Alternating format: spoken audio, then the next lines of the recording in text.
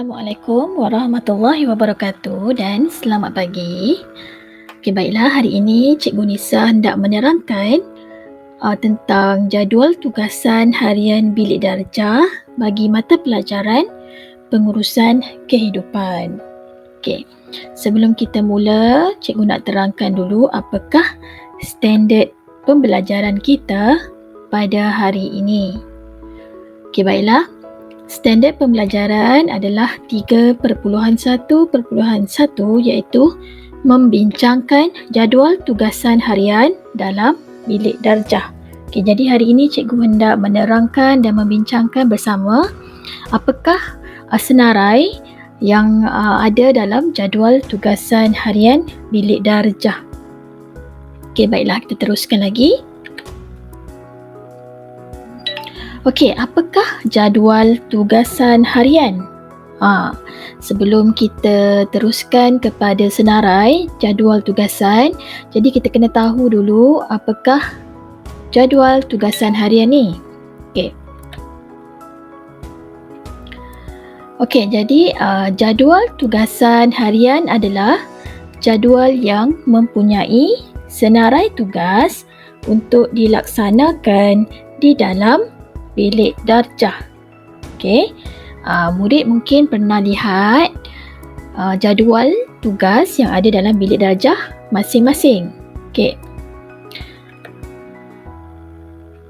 seterusnya, jadual tugasan harian ini diperlukan untuk memastikan suasana bilik darjah sentiasa dalam keadaan teratur, ceria dan bersih. Okey, ini adalah kepentingan atau kegunaan jadual tugasan harian. Kenapa dalam bilik darjah ataupun dalam kelas kita cikgu akan letak, akan tampal jadual tugasan harian supaya dapat memastikan suasana bilik darjah tu bersih, teratur dan ceria.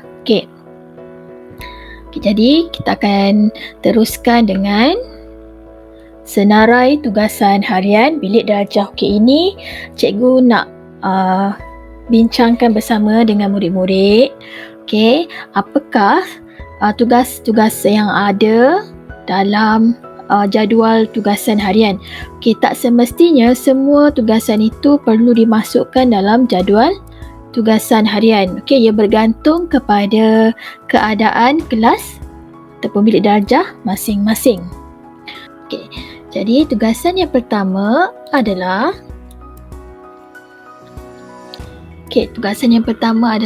menyapu sampah. Okey, murid-murid boleh lihat dalam video yang cikgu sertakan bersama.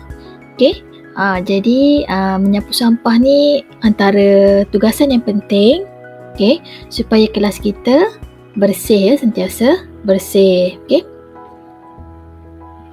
Seterusnya, tugasan yang kedua adalah membuang sampah. Membuang sampah ni seeloknya janganlah bila sampah dah terlalu penuh baru murid-murid nak buang. Seeloknya sampah ini mestilah dibuang sebelum atau selepas sesi pembelajaran. Pastikan sampah tersebut diikat, plastik sampah mesti diikat dengan baik dan buang di dalam tong sampah yang besar. Seterusnya, tugasan yang ketiga adalah membersihkan papan putih. Yang ni cikgu tahu ramai murid-murid suka buat tugasan ini, membersihkan papan putih. Kadang-kadang cikgu tak perlu suruh. Cikgu tak perlu suruh pun ada murid-murid yang nak bersihkan papan putih walaupun dia tidak bertugas pada hari itu. Supaya apa? Supaya setiap kali guru mata pelajaran lain masuk, papan putih tu sentiasa bersih lah. Jangan ada lagi tulisan cikgu yang mengajar sebelumnya. Jadi sepatutnya setiap kali selepas guru mata pelajaran tu habis mengajar, cikgu tu dah keluar kelas, jadi murid sepatutnya terus padam, bersihkan terus papan putih. Itu adalah tugasan yang ketiga.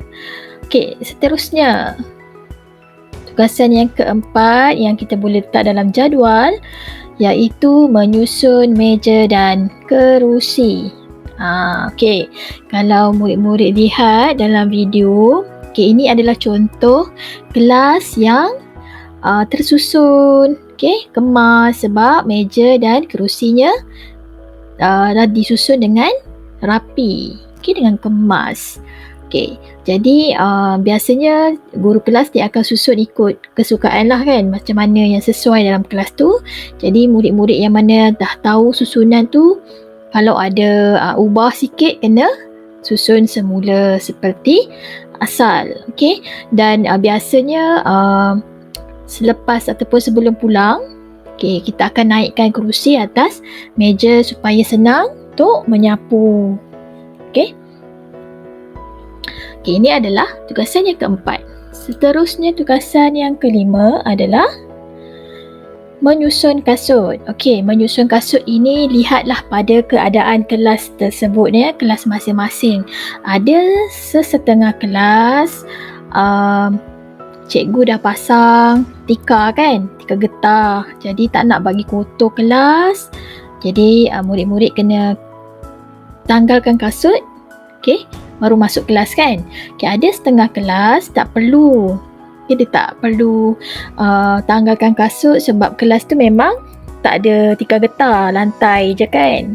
Jadi ini bergantung kepada kelas masing-masing, sebab tu cikgu dah sebut tadi. Tak semua kita masukkan dalam jadual, maksudnya tak semua cikgu akan masukkan dalam jadual, bergantung pada kelas masing-masing. Kalau ada kelas yang perlu buka ataupun tanggalkan kasut, jadi kasut itu perlulah disusun dengan kemas dalam rak yang telah disediakan. Seterusnya tugasan yang keenam, menyapu habuk. Menyapu habuk ini tak kisahlah dekat meja ke, dekat tingkap ataupun ada perhiasan-perhiasan dalam kelas murid-murid semua kan.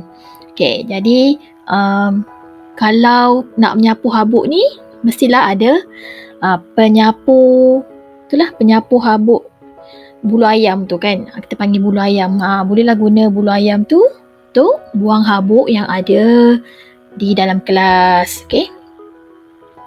Jadi ini pun sama juga. Ada yang perlu, ada yang tidak perlu buat lah.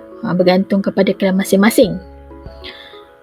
Seterusnya adalah menyusun buku di rak buku. Yang cikgu tahu sekarang ni kebanyakan bilik darjah ataupun kelas ada sudut membaca. Betul kan? Jadi bila ada sudut membaca, maksudnya guru-guru ataupun guru kelas tu dah sediakan rak buku dan buku-buku untuk murid-murid semua baca. Jadi sepatutnya adalah tugasan untuk menyusun buku di rak buku tu.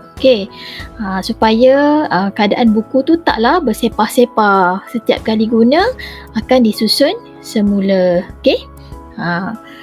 Ini adalah tugasan yang ketujuh. Seterusnya tugasan yang ke-8.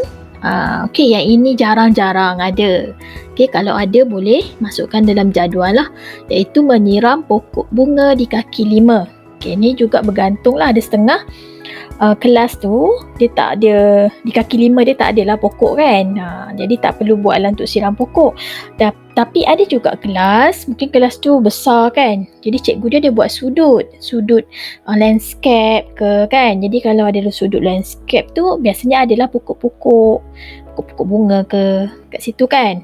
Jadi bolehlah buat tugasan untuk menyiram pokok. Tak semestinya di kaki 5, dalam kelas pun boleh kalau cikgu tu ada letak.